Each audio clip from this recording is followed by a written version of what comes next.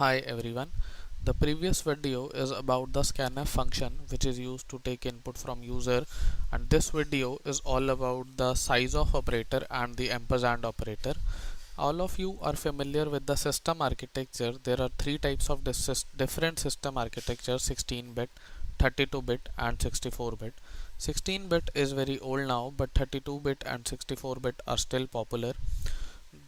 In the last video you have studied about the data types. All of our data types take some space on in our system, like your movies, your documents, your files take some space on your system. So these variables also take some space in your RAM. So this space is different according to 32-bit, and on 64-bit the space is different. My system is 64-bit, so on this system how much space my data types are taking, this we can know by the size of operator. So I'll print that size by the size of operator of integer variable. At size of operator returns an integer value, so the format specifier will be %d, and this we can know by size of and int. So this is the, now we'll end up semicolon. This is the closing break of this printf, and size of has a round closing brace this. So size of integer variable, this statement will print the screen on the screen the size of the integer variable.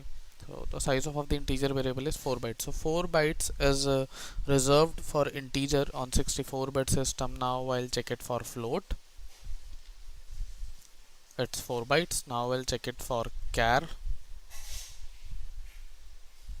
It's 1 byte. Now I'll check it for double.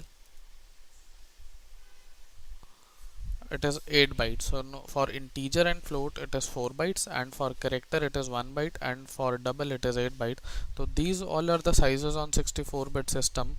Remember that if you have a 32-bit system, or maybe someone has a 16-bit old system, these sizes may differ on that. So, and the next part of this video is about the ampersand operator. The ampersand operator is this. You are familiar with this operator. We have used this in scanf.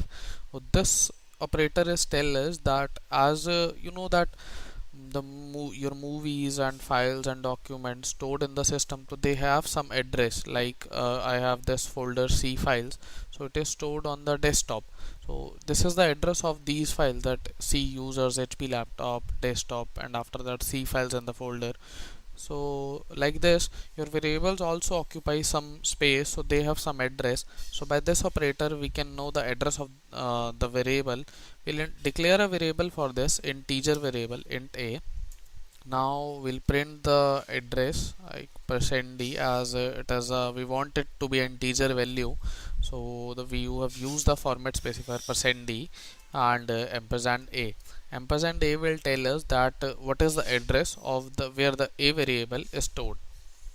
So this is the address where a variable is stored. If I have stored some other b variable that is also of a integer, now I'll print that. I will copy this line and again paste it. Now ampersand b, this line will print the address of a, and this line will print the address of b. I'll use the \n for the next line. This was a escape sequence. There is a whole another video for it. So this is the address of a, this is the address of b. So first it assigned the address to b, that is the rest of the numbers are same, just last two numbers are different, 72 and 76. So integer take 4 bytes, so after 72 it's 76. So the next video is all about the operators.